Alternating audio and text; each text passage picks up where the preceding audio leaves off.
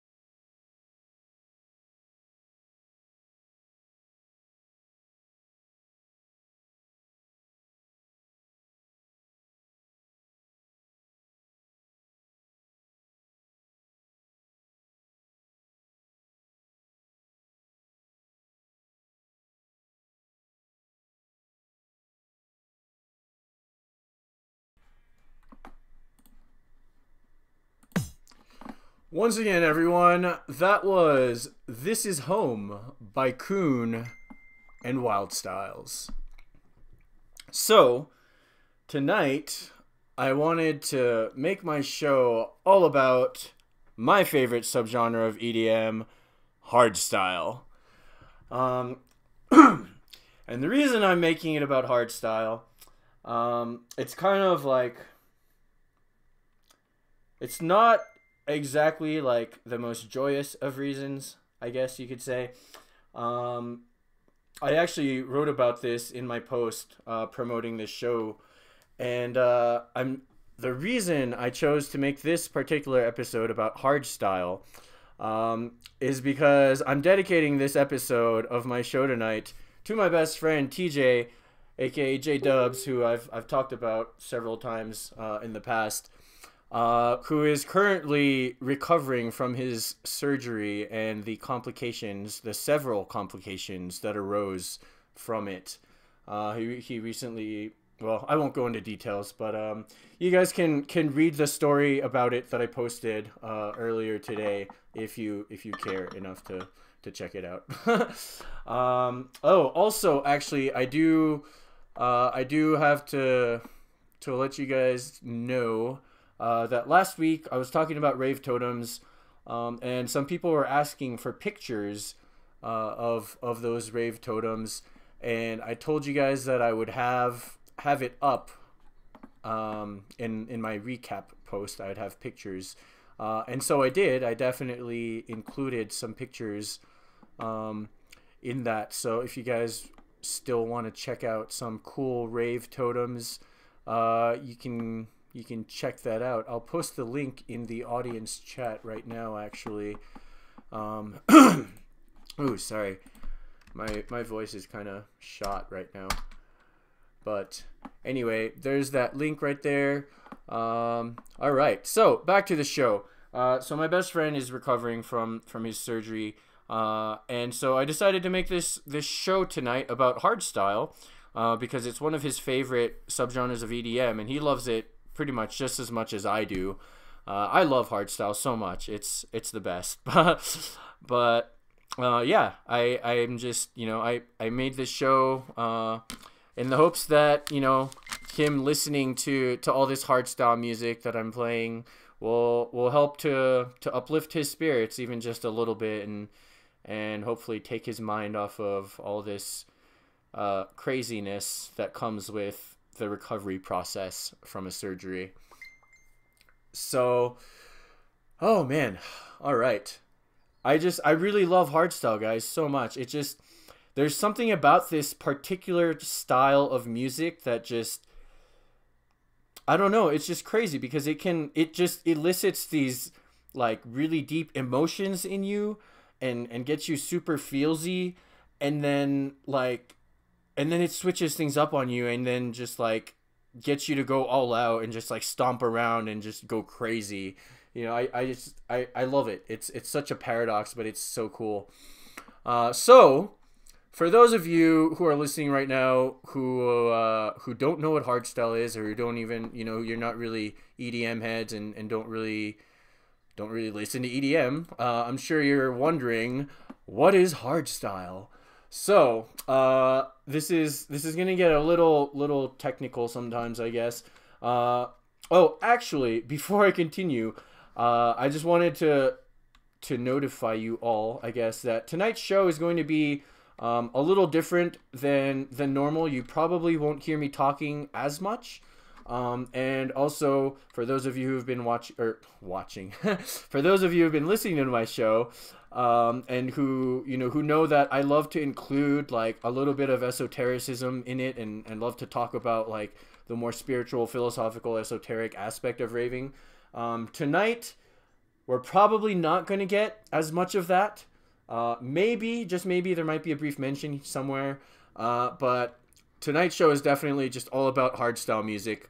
And so, yeah, I won't be talking much. I'll be playing music most of the time. So that's going to be very different from my usual show format. But I hope you guys still enjoy it.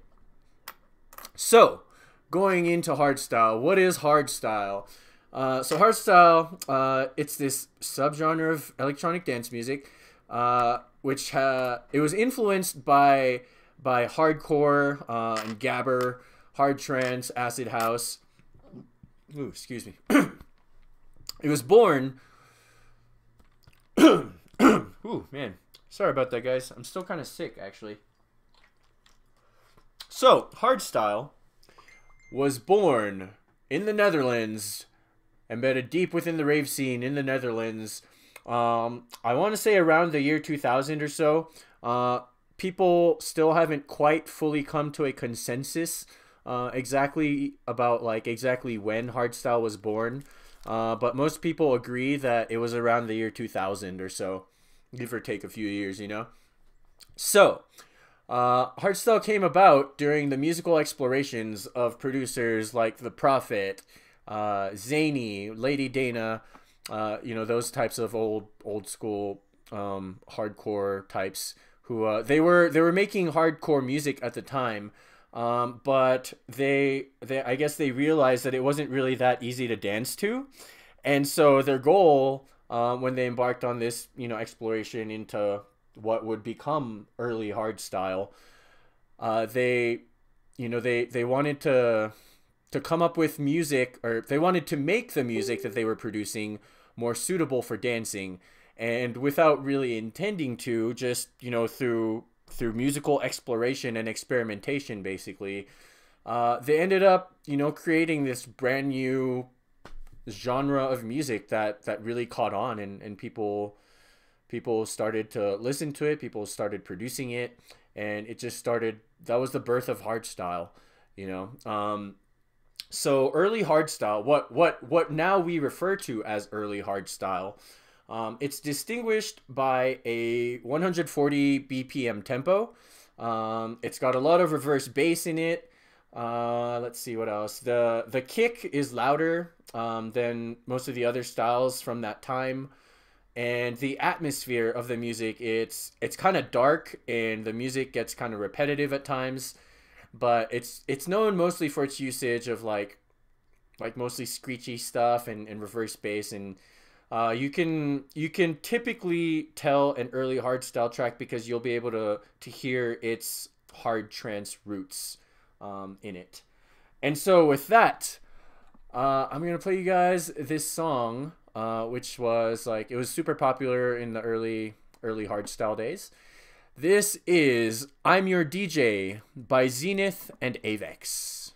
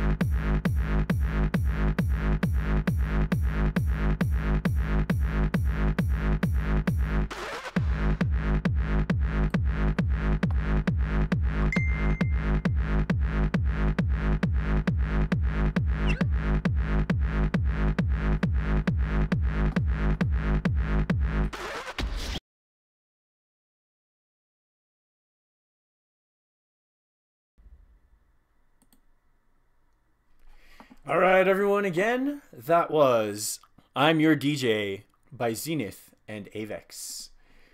So, if you're just tuning in now, you're listening to us live on MSP Waves Radio. This is the Dancing Dreamers with DJ Damashii.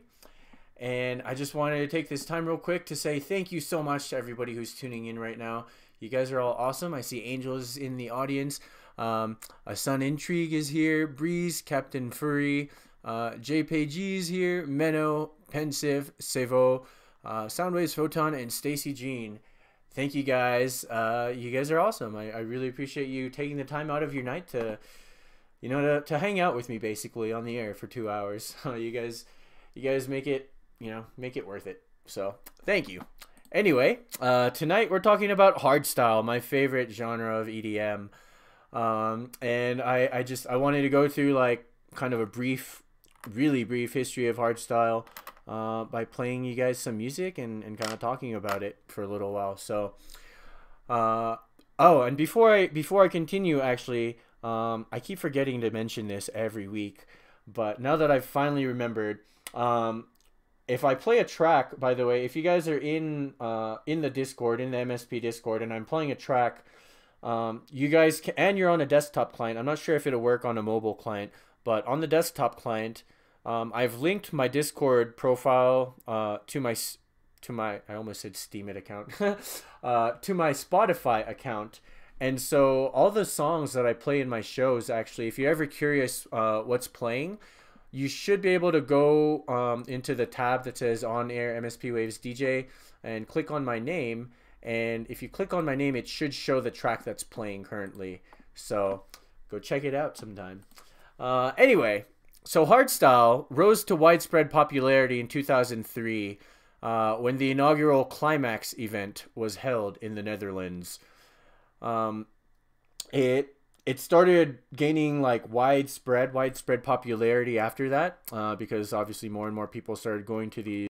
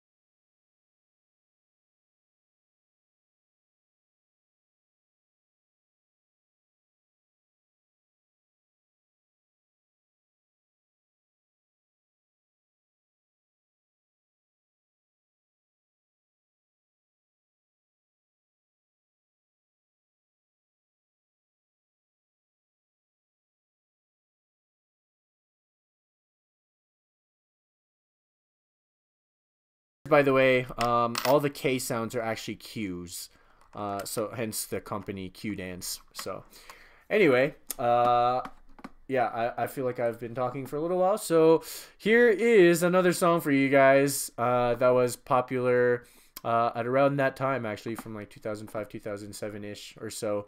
This is FTS by Showtek. And if you don't know what that stands for, you're about to find out.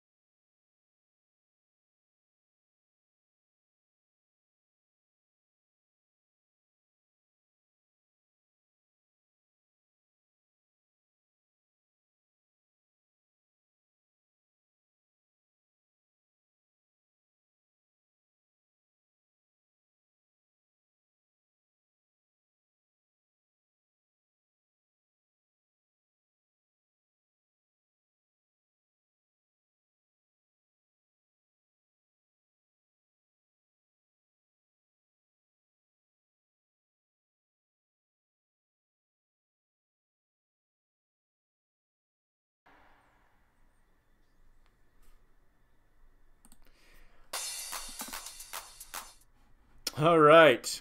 Once again, everyone, that was FTS by Showtek. And I had to include a Showtek song.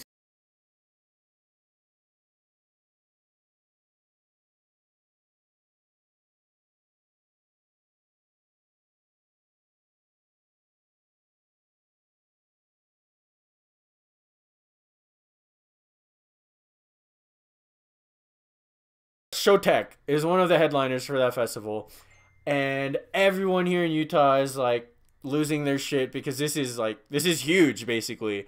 Showtek hasn't been in Utah for like 7 years, and we're all just. I mean, it's Showtek, you know, and even though they don't produce hardstyle anymore, it's still Showtek, and I'm certain that they're gonna drop at least this song at the at Bloom 2. I'm hoping anyway. But anyway, back to our regularly scheduled programming. So, let's see. You guys are listening to the Dancing Dreamers with DJ Damashii on MSP Waves Radio, and tonight we're talking about hardstyle. I'm going over this brief history of hardstyle music over the years. So, in 2000.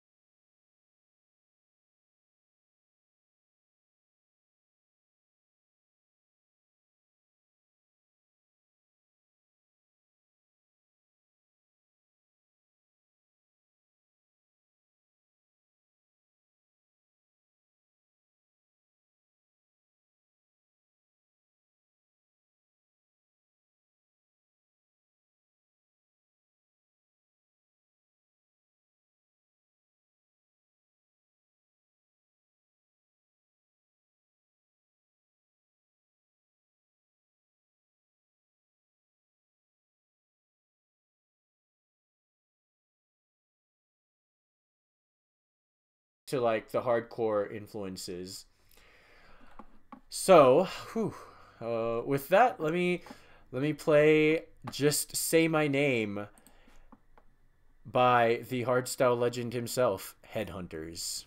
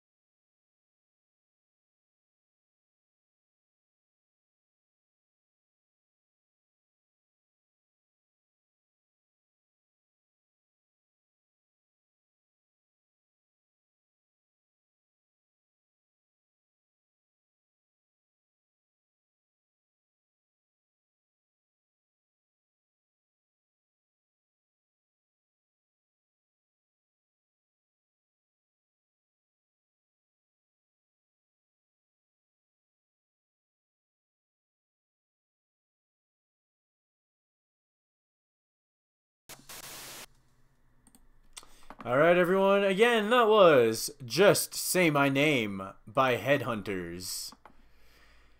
So, tonight we're talking about hardstyle and the history of hardstyle. So, in 2009 was considered by many to be the zenith of the new style version of hardstyle music. And a lot of hardstyle fans to this day will swear adamantly that 2009 was the best period in the history of hardstyle. At around this time, we have, such huge names as D Block and Estefan, Headhunters, and Noise Controllers that were at the forefront of hardstyle. That like, if you talked about hardstyle, those were like usually the three biggest names that you'd hear being mentioned at that time. Also at this time, actually, which probably lends to why people think this is like the greatest period of hardstyle history.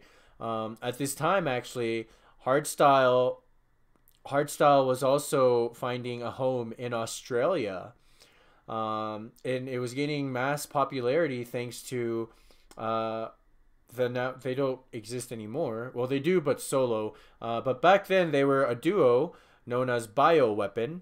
But now they are separately. Audio Freak is one of the people that was in Bioweapon, and the other is Code Black. So people like Bioweapon and Tone Shifters, they really helped to birth the rise of hardstyle in Australia. And that's an important thing to note because DEF CON 1, which is like the premier hardstyle festival in the entire world, which is hosted in the Netherlands every year, eventually branched out, and now we have a DEF CON 1 Australia that happens as well. So, with that, I'm going to play you guys another track. This one is called Music Made Addict, and it's by D Block and Estefan.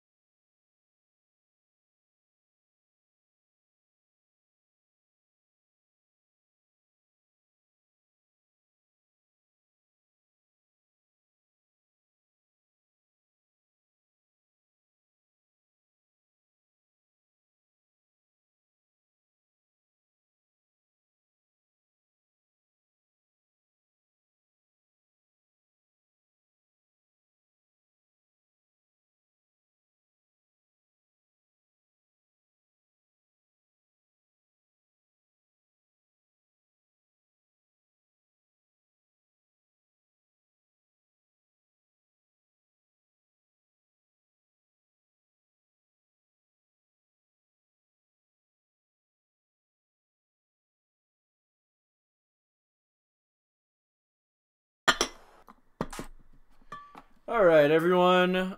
Welcome back to the Dancing Dreamers with DJ Damashii here on MSP Waves Radio. Again, that was Music Made Addict by D Block and Estefan. So, going back to the topic at hand, hardstyle music. I've just been talking about, this history of hardstyle music and how it's evolved over the years and gained all these, different subgenres within this hardstyle umbrella.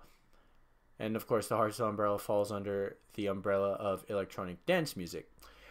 Anyway, at around 2010 or so, this trend of new style continued, and artists like Brennan Hart, who is my favorite, by the way, Kuhn, Zatox, and the duo known as Psychopunks, really took the scene by storm that year.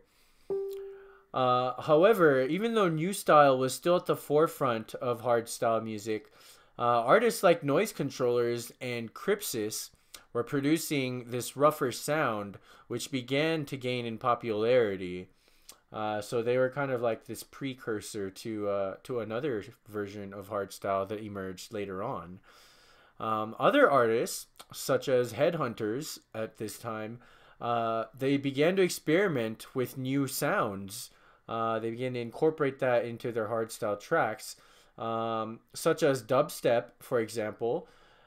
In fact, it wasn't just Headhunterz. Actually, several people within the hardstyle community started to experiment with mixing dubstep and hardstyle together, and thus the subgenre that was referred to as dubstyle was born from these explorations and experimentations with sound, right?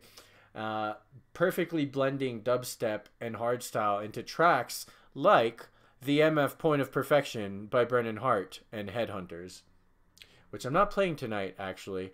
But this next track that I will play, however, it's called A New Dimension, and it's by Zatox. So here you guys go.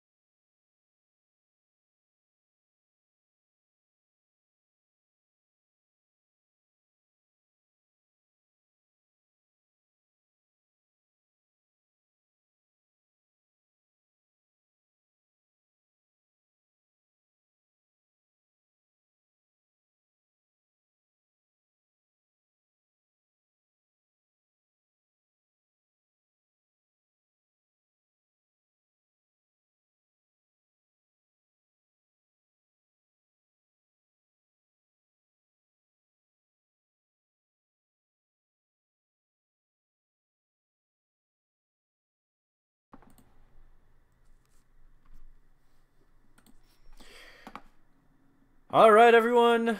Again, that was A New Dimension by Zatox. Alright, so tonight we're talking about hardstyle. We've been talking about hardstyle all night. This is my hardstyle show dedicated to my best friend TJ, who's currently recovering from all his surgery stuff. So yeah, hopefully you guys have been enjoying yourselves so far, and hopefully you guys have liked this music. Let's see. So before I continue on, I just want to remind everyone that MSP Waves Radio and its owners take no responsibility for the opinions or statements made by the talk show host or their guests. Statements and show topics are not necessarily the beliefs of the radio station. The material on The Dancing Dreamers with DJ Damashii is provided for educational and informational purposes only. Alright, so now we're moving on to the year 2011. And 2011 was a very, very significant year in the history of hardstyle for several reasons. The first being that the term new style it kind of became obsolete, outdated, what have you, and it was replaced by what we now know as euphoric hardstyle. With euphoric hardstyle, we saw the introduction of artists like Wasted Penguins, who rose to the forefront of the euphoric hardstyle scene.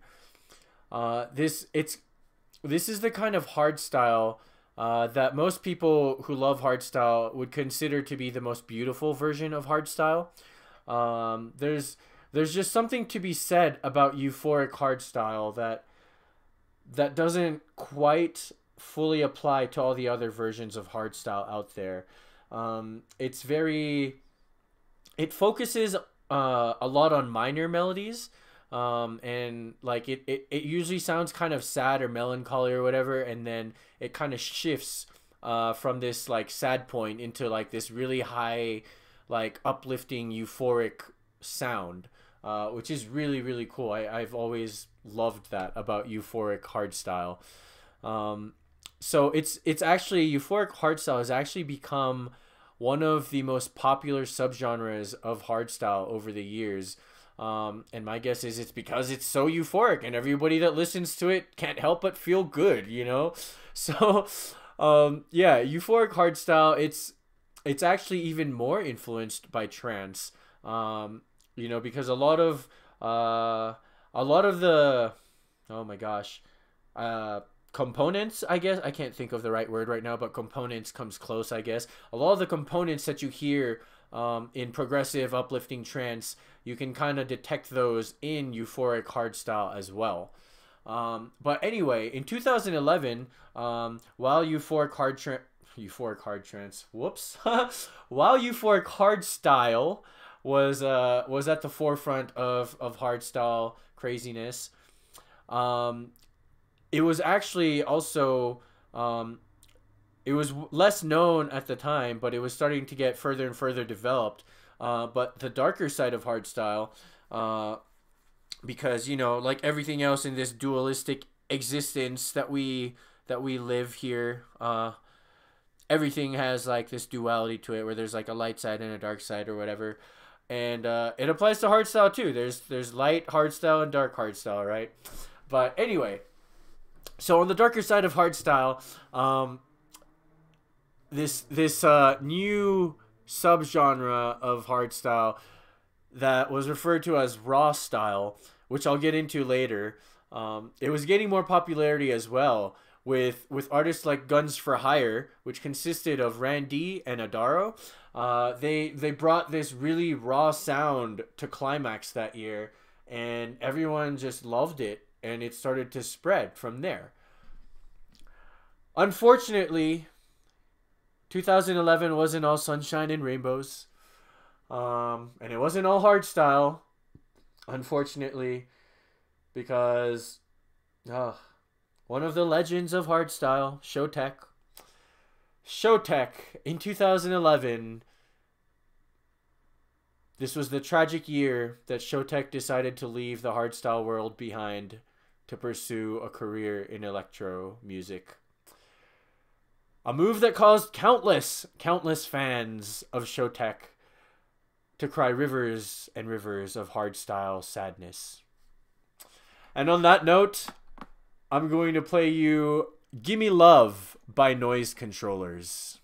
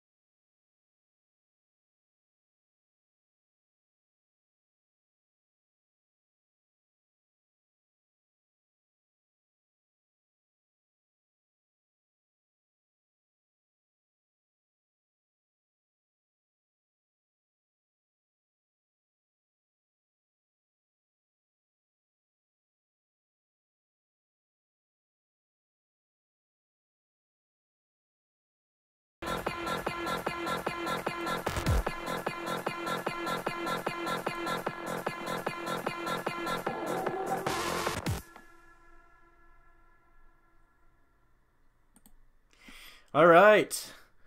Once again, everyone, you are listening to The Dancing Dreamers with DJ Damashii on MSP Waves Radio. And that track you just heard was Gimme Love by Noise Controllers. Alright, so tonight we have been talking about hardstyle. Hardstyle music is my favorite out of the entire EDM umbrella. And so I really wanted to talk about it tonight. And also I wanted to make the show about hardstyle because it is dedicated to my best friend TJ, who is currently recovering from his surgical stuff. So, thank you guys for being here and for listening to the show and for participating in the audience chat. You guys are awesome. Thank you so much. So now we are in 2012 era of hardstyle. And 2012 saw this real spike in the mainstream popularity of hardstyle as it rose to prominence in that year as a major electronic music genre. DJ. So in the EDM world, for those of you who aren't familiar, there's this like company, magazine, whatever, called DJ Mag. And every year they put out this list of the top 100 DJs, which fans vote on, and that's how like they rank them and stuff. And so that year in 2012, actually, the DJ Mag Top 100 list included 12 hardstyle artists. And so that was a huge thing for hardstyle. And hardstyle, in addition to that, actually, 2012 hardstyle songs actually started to get played on the radio as well. With tracks like Lose My Mind by Brennan Hart and Wild Styles, or even Year of Summer by Wild Styles being blasted on radio stations in certain places. However, in 2012, it was also the year that the hardstyle community began to divide once more, because several hardstyle artists began to rebrand their sound with a more electro house influence. Yeah, we were just talking about this in the audience chat. But despite this, despite this division within hardstyle and this branching out and exploration into other sounds, euphoric hardstyle actually stayed strong at the forefront of hardstyle. And younger artists like Atmospheres and Omega Types and Adrenalize took to the stage that year and just, banged out these euphoric hardstyle tracks that everybody loved at the time. I mean, we still love them, honestly. It's so good. But with that, I'm gonna play you guys this is called Year of Summer, and it's by Wild Styles.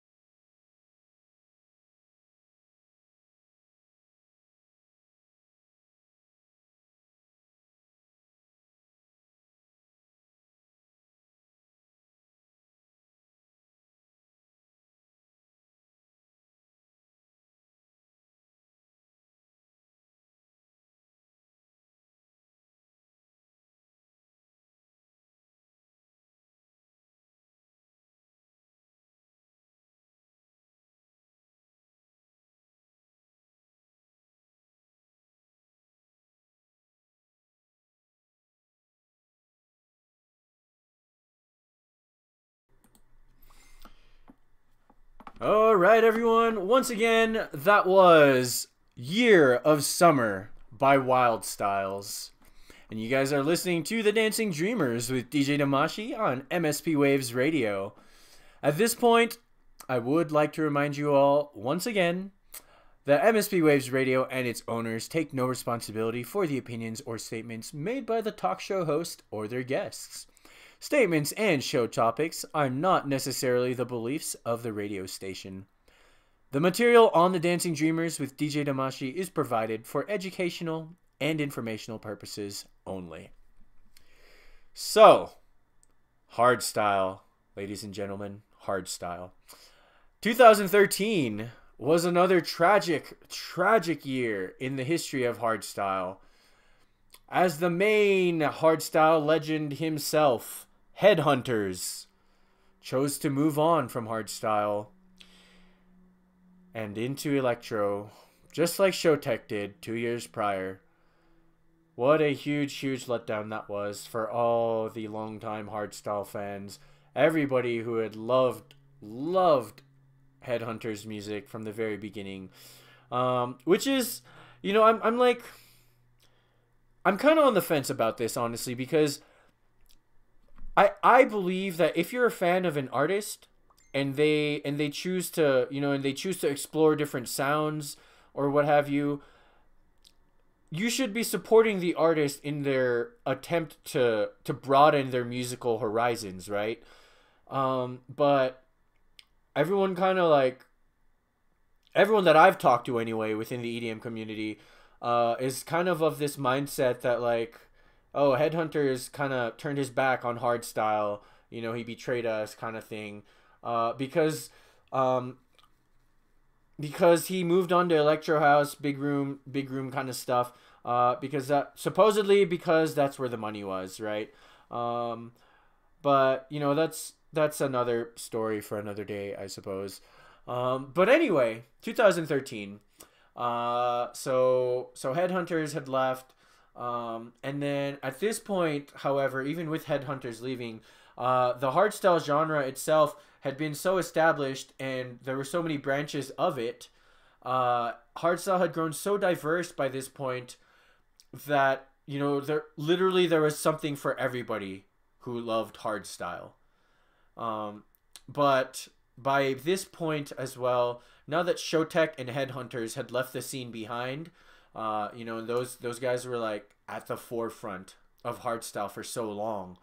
But now that they had left it behind, artists like Brennan Hart, Wild Styles, Noise Controllers, Kuhn, Frontliner, and Zatox, they all rose to prominence as the biggest influencers of the hardstyle community. You know, ironically, thanks to Headhunterz and Showtek leaving the scene behind. And I've told you guys before, even before tonight, that Brennan Hart is like my favorite hardstyle artist of all time. And so I'm about to play you guys my favorite hardstyle track of all time, and it's by Brennan Hart. This one is called Imaginary.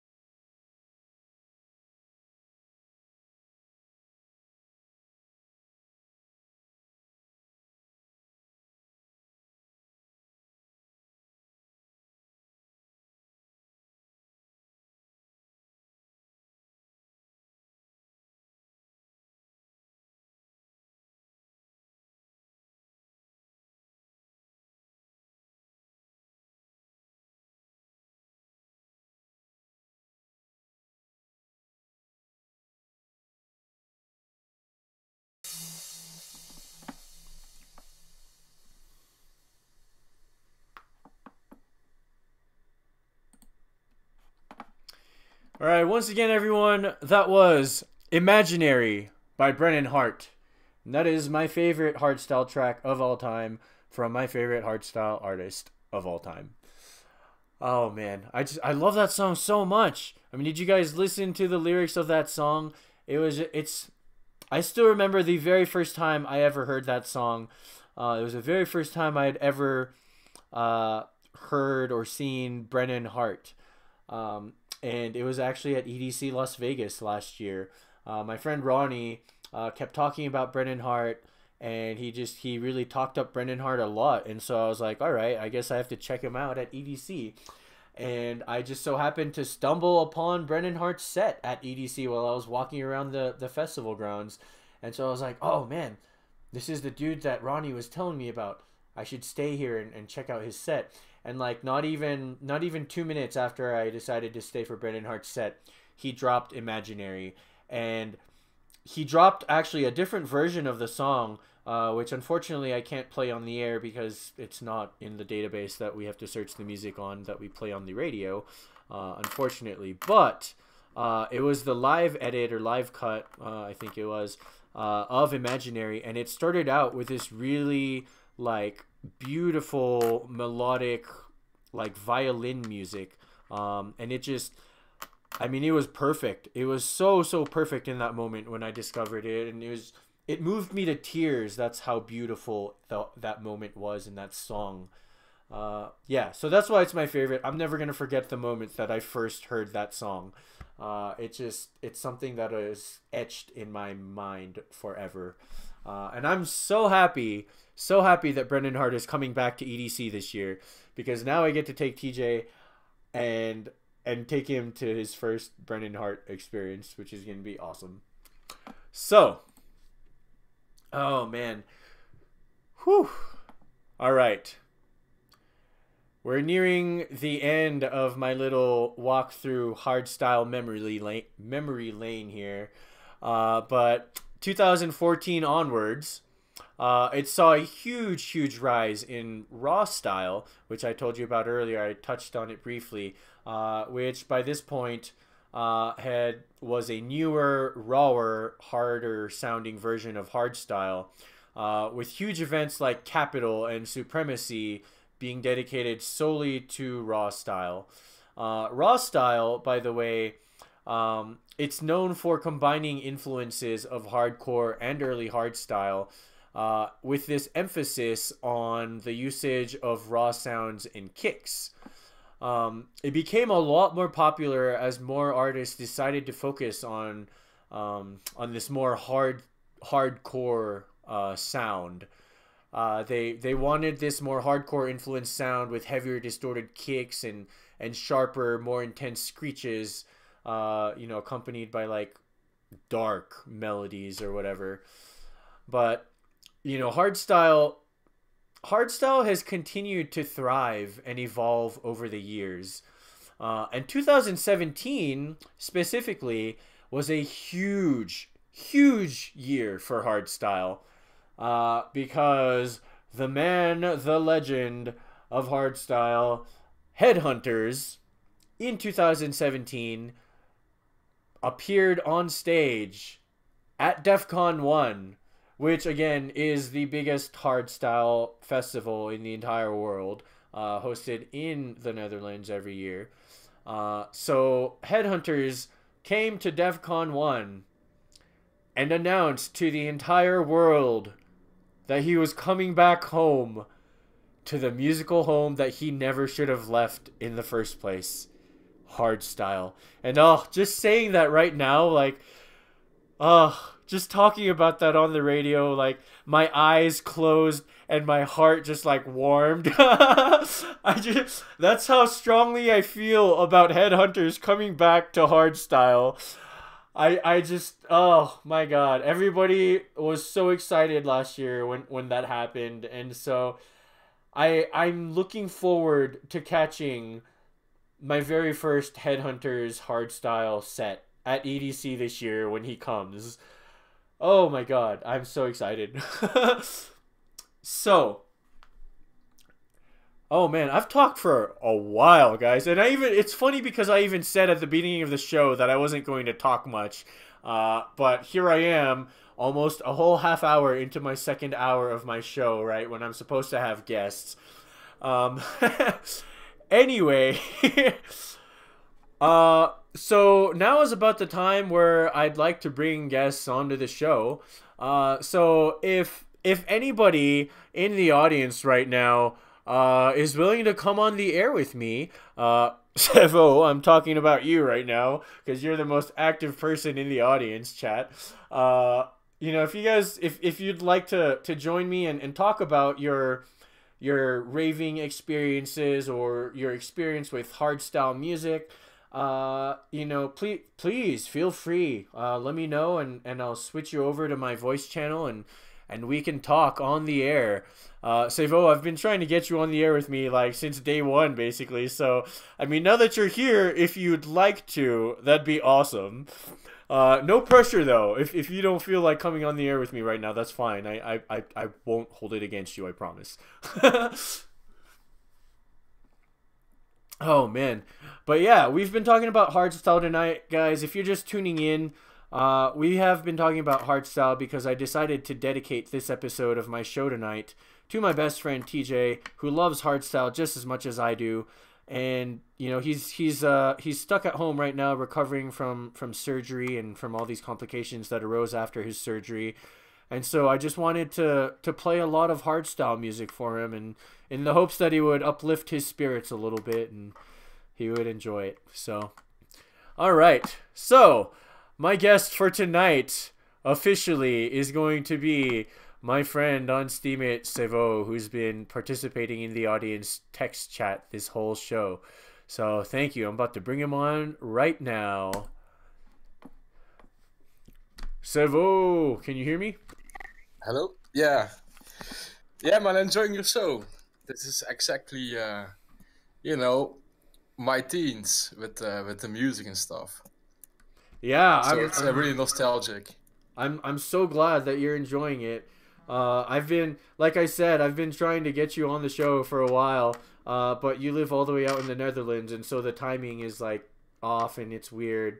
And so like I'm really happy that you were able to stay for the whole show tonight. So thank you. Yeah, I have free tomorrow, so why not? I really enjoy the show, The whole hardstyle movement, I really witnessed it growing and becoming super big. And yeah, I'm from the Netherlands, and it really came from here actually. So yeah, it's really really cool. It's really nostalgic. Right, exactly. What do you think about my little like history of hardstyle? Did I get everything right? Did I miss some stuff? Or since you've been there, and like you said, you grew up watching hardstyle grow. Yeah, at first, before like 2006, since 2006 it totally exploded in the Netherlands, and that was actually Headhunters played a super huge part in that because he introduced the new style kick. And before that, it was more like reverse bass and show tech, yeah, on every party, like Karen XXL said about house and the Dutch house, it was like that as well, and hardstyle. But small artists, all of a sudden, a whole movement, um, yeah, comes from the ground, But Q dance is the main organizer, and I believe they are still one of the only big Dutch party organizations which are not bought by SFX Entertainment. Oh, gotcha. Yeah, it's really when it was like in 2006 with Headhunters, he introduced the new stock cake. He had some tracks. Back then, the Prophet released or he set up Scantrax Records, and from there it went super huge. Everybody actually in the Netherlands, yeah, loved it, and everywhere there were parties, and I was just 16. DEFCON 1 2006 back then was my first real big festival to join. and yeah, it was an amazing experience. I will never forget that. That's why I love the anthem as well so much, because the anthem back then, that really defines actually. If you listen to the track, it really defines the style what it was in 2006. But in 2007, it was completely changed. You know, it really everybody was copying those new style kicks, and it made it a little bit representative. You know, each some tracks sound the same, but yeah, if you listen to the qualities, you know, you really hear improvements from the years they are built. And as a producer myself, you know, that's pretty dope. Yeah, to hear that, because if you listen to the early tracks of D-Block and Asifan, you know, those tracks, technically, if you compare them to tracks from 2010, then you hear the difference, and it became really, really, really a very high quality and also difficult music style to produce well, because the quality was so high at some point, and still is. And it's, yeah, if you compare it to house, for example, that also evolved, but that was way later than hardstyle. And hardstyle isn't that easy to make, actually. It's, yeah, the kicks, I think that's the most important in that music style, you know. And Euphria, if you want to have an Euphria track, but the kick is the main thing of the whole track. And I started out producing hardcore, a little bit harder, when I was like 15. So yeah, I know that it's cool. It's really for me nostalgic. Let's see. So you said earlier that in 2006, DEF CON 1 in 2006 was like your first huge festival experience, and that you'll never forget it. What about what exactly about that experience made it so memorable for you? Like, what's like the one thing about that festival, that year, that whole experience for you that you'll never forget? Yeah, I was just 16, and I was back then. I just started producing when I was 14 or 15, I believe. And those people there, I looked up to them. You know, I tried to copy them and to get to reach that quality, and that's. But also, for instance, Headhunterz back then, he was 19, super young dude. Was one of his first real gigs, you know, with a lot of crowd. And yeah, from there on, that's why I respect that guy so much. From there on, he changed the movement, actually. And yeah, I don't know how to say it. You know, I like different styles of music, but the hardstyle scene always had that particular real brothership or brother feel among the people who loved it and went to parties. Those parties also were, yeah, that also much better feel actually than the festivals where everything is, you know, the radio stuff and house and stuff. That's yeah, that's one thing I really liked always on this subgenre, really. Yeah, and I lived it back then, you know. I was 16, 17, 18, you know, and we went to parties a lot, and it was always with friends. Yeah, it was really an amazing time for me. And Nice. musical wise, you know, I listened it and I got inspired. Um, but at some point, there have been periods, you know, that's too much sounded the same, but it's with every subgenre, because it's pretty difficult. You know, you have a 4x4 beat, which is around 150 BPM. 140 is a little bit slow, actually, 140, but 150 BPM was the standard, actually, from the hardstyle. And if you have a 4x4 beat, you know, you have to where are the variations? So the variations are really in the arrangement of the tracks and the melodies, and from there on, you know, the Tweakers. I was in the Tweakers is also a really great duo. I know them personally. Wait, did you just say you know the Tweakers personally?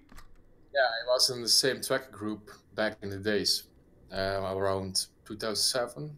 Before they started to release tracks, you know, you had track groups where producers actually on a website were releasing tracks, and those are not really for a label.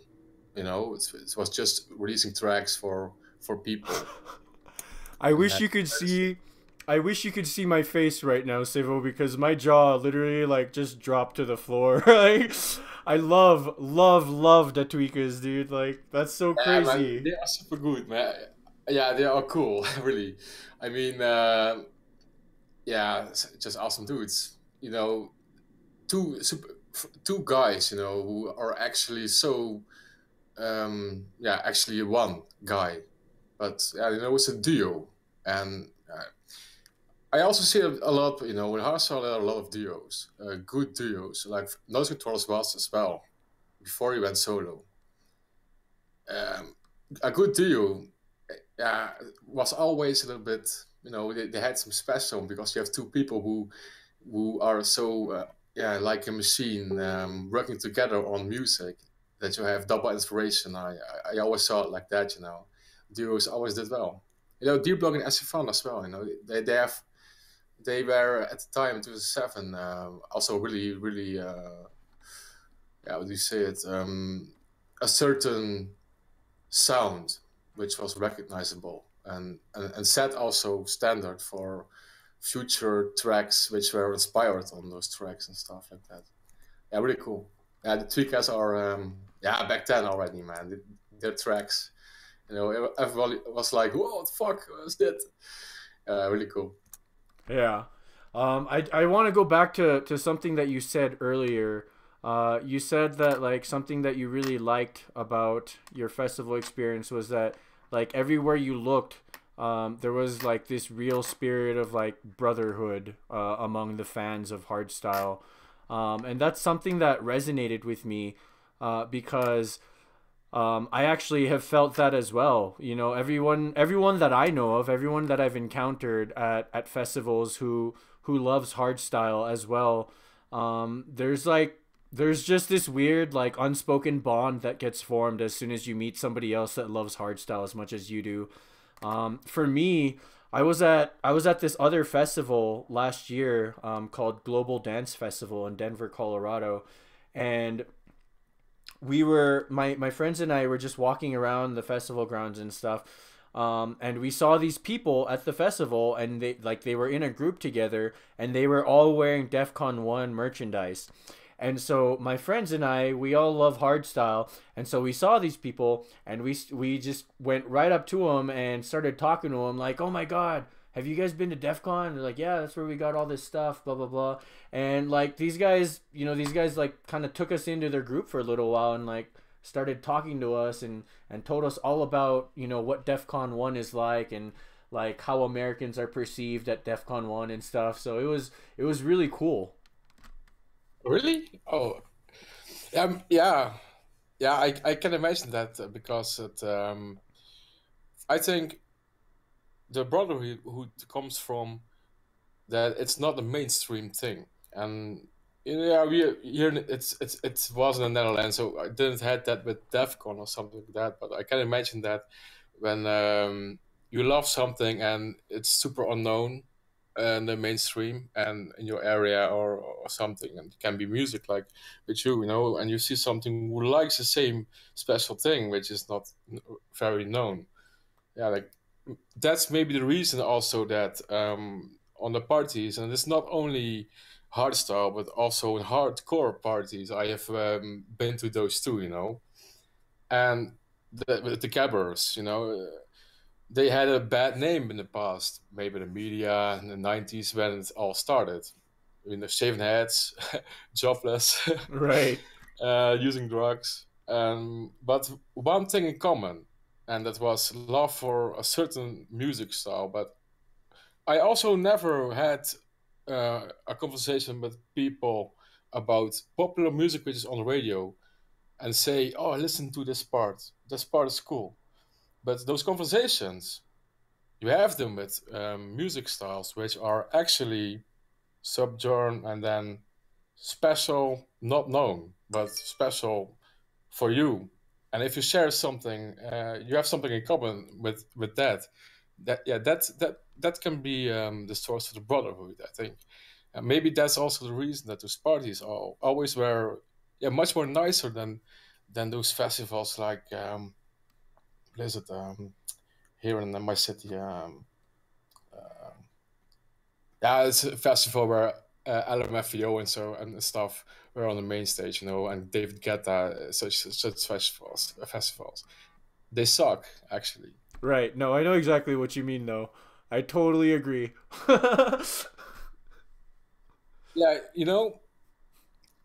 it's the when I was on a Ziget Festival in 2012, and Ziget Festival, right? I've heard And of it. Yeah. Hungary. Yeah, there I witnessed performances. So great, totally new for me, like a Russian band called Stalingrad, um, where 12 people with all kinds of acoustic instruments are on stage, and yeah, completely crazy. Yeah, you experience those things, and that's really what I like now, actually. On Yeah, having a great musical experience going to a festival. Yeah, I'm not really going to festivals a lot, but that's what I want to have actually now at this stage. But before in my teens, with the hardstyle movement, that was really each time when you went to a party, like, wow, this is cool. Everybody is cool. I There's also way less more ecstasy used on those parties, actually, than on those house and popular parties with popular music. At least that comes from the Netherlands, is my experience. So Gotcha. All right. So before we continue our discussion, I'm gonna break up our discussion just momentarily for a musical break, and so I am going to play oh, this. about the ecstasy, because people always were thinking that on those parties everybody's on X.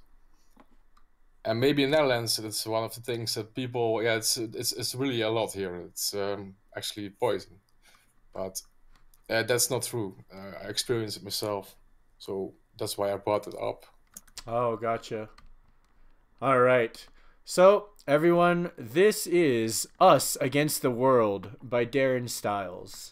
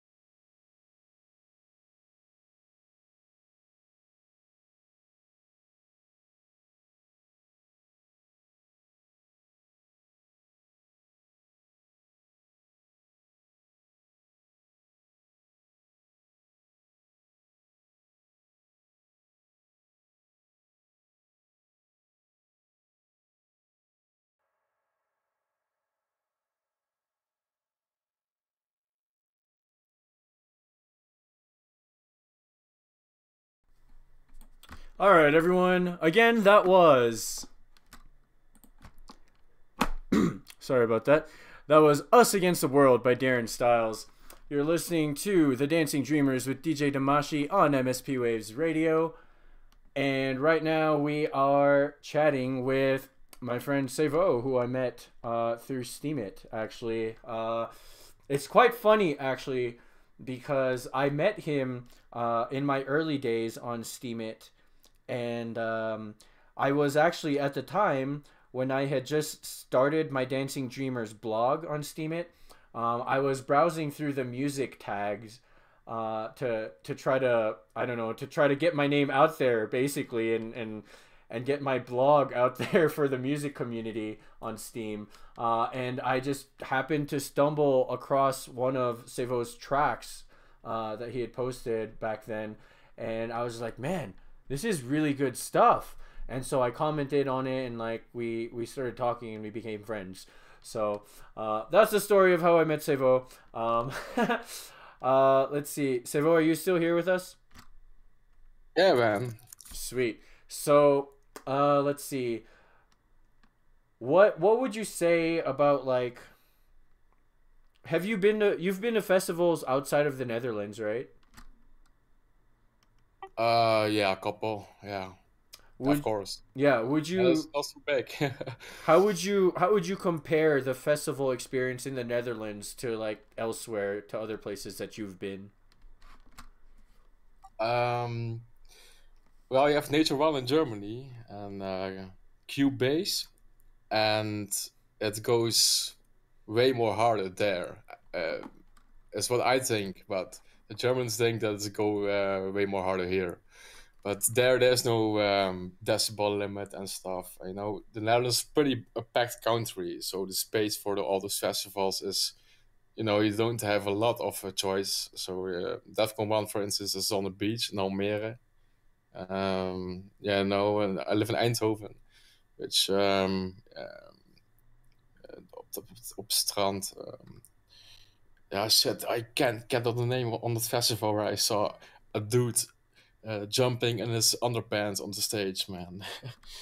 um, yeah, I will come on it later, but yeah, in Germany, whenever there's more space and, you know, if there's a city nearby, um, I love a festival called Solar, and it's in Roermond in the south, and there is a flat, and the flat catches the wind, and because of that, the festival, which is there, which is a weekend festival, has to close at 11 o'clock. You know, and people are always complaining, and there are troubles with the mayor and negotiations because the people in that flat massively were against that festival, which is actually just one weekend in a year. You know, so yeah, I think the coolest festival actually I had witnessed in abroad was, well, yeah, was Seagat Festival, because you're in Hungary and we have the euro and they don't have the euro, and you are yeah, almost 5 times as rich there, and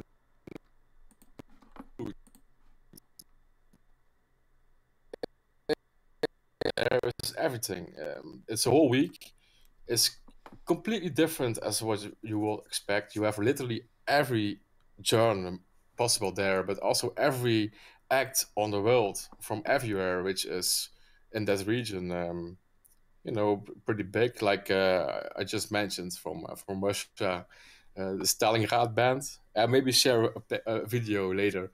That was so cool, really. And yeah, that was a whole experience for me. But the stands, the food stands, every, everything is big. You know, big sausages, big kebabs. Everything is big. Yeah, and the whole world is there. And it's a camping which is actually in the festival field. So yeah, some people don't can yeah have any sleep. It goes 24/7 for 7 days. Yeah, just was awesome. Yeah, it was really awesome. I can really recommend that. I mean, Hungary isn't that super expensive, and especially if you're from you know, the States or from Europe, you know, you can spend there. It's not so very expensive for a festival. but this experience is what's really valuable, and that was really really cool. Nice. All right. So, we're coming up on like the end of the show here. So you have like maybe 5 more minutes to talk about stuff.